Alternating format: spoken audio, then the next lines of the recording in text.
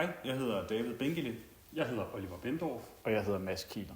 Vi er de 3 co-founders af SharePart. SharePart er en platform til udveksling af reservedele blandt danske produktionsvirksomheder. Formålet med platformen er at reducere nedetid ved maskinedbrud. Forestil jer det her scenarie. En vedligeholdsmedarbejder bliver kaldt ud til en kritisk maskine, der er brudt sammen, og her finder han ud af, at det for eksempel er en motor, der er gået i stykker. Det første, han vil gøre, det er at gå ud og tjekke sin egen lagerbeholdning, om han har en ny reservedel på lager. Her går han ud og finder ud af, at reservedelsbeholdningen er tom. Det han så gør, det er, at han går ind og ringer til leverandøren og hører, om de kan enten producere en ny eller levere en ny hurtigst muligt. Nogle gange går der 4 uger, 8-12 uger, før de kan levere den her del. De her 12 uger, jeg nævner, er egentlig et rigtigt eksempel fra vores første kunde, Zenmatic, som vi for nyligt var ude at besøge. Da vi ankom, fik vi at vide, at deres ene maskine netop var brudt sammen, og deres leverandør kunne ikke love levering før om 12 uger. Og det er her, SharePart kommer ind i billedet.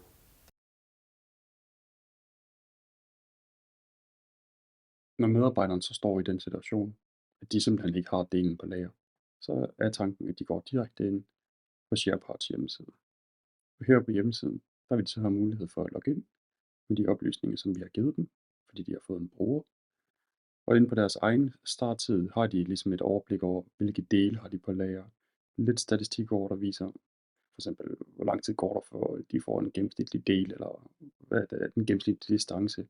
Men de har også mulighed for med det samme at søge efter alle delene. Men hvis det ikke er nok, så kan de gå direkte ind i det her dashboard, som ligesom viser dem, kan jeg request den her del, og hvor lang tid vil der cirka gå for det. Og så kan de ligesom nemt sammenligne det med, hvis leverandøren siger 12 uger, som vi har oplevet med Zenmatic, så er det jo nemt lige at se, her skal jeg kun bruge 6 timer. Og det er jo en væsentlig forbedring af den tid. Men ligesom for at skabe hele det her netværk, så er vi nødt til at give dem mulighed for at uploade alle delene. Og det er ligesom det her dashboard skal gøre for dem. Vi skal tage imod alle slags filer, og det er allerede det, vi er godt i gang med vores platform. Det skal både være ERP-udtræk, det skal også bare være helt almindelige Excel-filer for de virksomheder, som ikke er så digitale endnu. Og det er jo det, som der er vores vigtigste opgave, det er ligesom at kunne samle alle de her måder at opbevare reservedelslagerne på, og ligesom samle det til en samlet liste.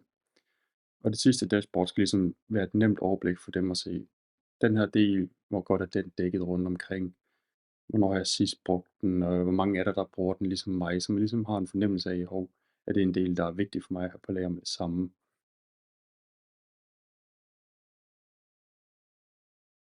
Indtil videre har vi opbygget en online platform, kunder kan tilgå gennem deres browser. Her bliver de oprettet som virksomhed og kan herefter oprette forskellige lokationer, hvis nu et firma har lokationer spredt ud i Danmark.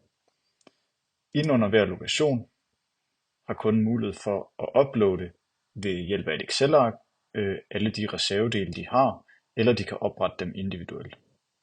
Når det er gjort, så kan de, hvis der er en anden virksomhed, som har samme reservedel som dem, kan de gå ind og lave en request på denne. Derudover så vil de også få informationer omkring, hvor mange varer har vi, hvor mange lokationer har vi, men også hvor mange requests er der lavet. Både godkendte, afventende og afviste requests.